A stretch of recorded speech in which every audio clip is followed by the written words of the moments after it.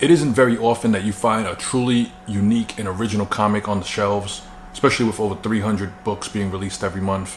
But how about this? A Victorian-era revenge body horror romance. Ladies and gentlemen, this is Insexts.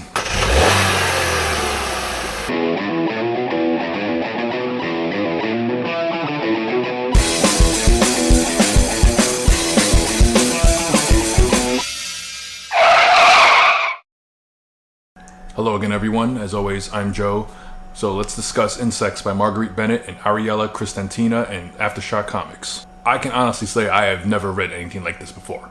I happened to see the art one day at the comic book store, Forbidden Planet, here in New York City, and I bought the trade, and this is one of the most amazing reads that I've done in a while. Like I said in one of my other episodes, Marguerite Bennett is probably one of the hardest working women in comics right now, and how she manages to stay refreshingly original is beyond me. You know, a million props and respect to her.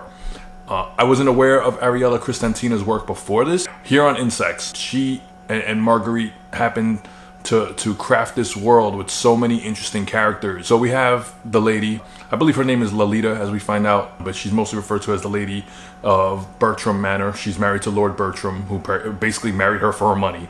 So apparently he's abusive. He visits the brothels on a regular basis. In the meantime, the lady has found comfort in the arms of her handmaid, Mariah, and the process through which they conceived this child, it would make Cronenberg proud, okay? And the way they swap the egg back and forth, and then they impregnate Lord Bertram, and then it jumps 6 months after Lord Bertram's untimely demise.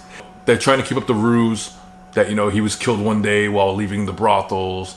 They basically have to keep their newfound powers in check. Lord Bertram's brother and sister-in-law are coming to the house. They know for a fact that, you know, oh, Lady and Mariah must have had something to do with with my brother's demise, and we're gonna they vow vengeance and they're gonna make them pay, right? In the meantime, we have a Jack the Ripper-esque killer that's haunting London right now. He's being referred to as the London Butcher, and he's actually being tailed by these religious werewolf types. So the werewolves believe that Mariah and Lady Bertram are the London Butcher. Lady Bertram and Mariah believe they're the London Butcher. It turns out that there is a third party in play, the Hag. She actually runs one of the main brothels. In confronting her, like I said, we see one of the most grotesque looking battles. It isn't all just blood and guts. You know, there's serious body modification going on here. So if you're a fan of things like The Fly and Tetsuo and movies like that, there is some serious stuff for you to like here. I cannot endorse this book enough. I'm hooked, and I really hope you guys can get into it, especially if you're a fan of romance, because there are some endearing moments. So if romance is your thing, you will find something to like with this book. And whether you're into violence and horror, like some of these transformations are just crazy. Lady Bertram turns into like a praying mantis type thing, but then the thing that the Hag turns into opens up almost like a Venus flytrap. Yeah, it's fucking bananas.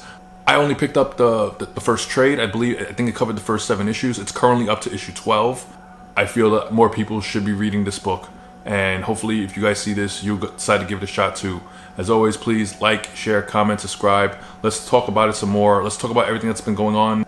Not just with Insects, but with Aftershock. Because, guys, people need to talk about indie comics more. And even some of the Image stuff. You know, there are more comics out there besides Marvel and DC. So let's discuss. Guys, as always, please take care. Bye.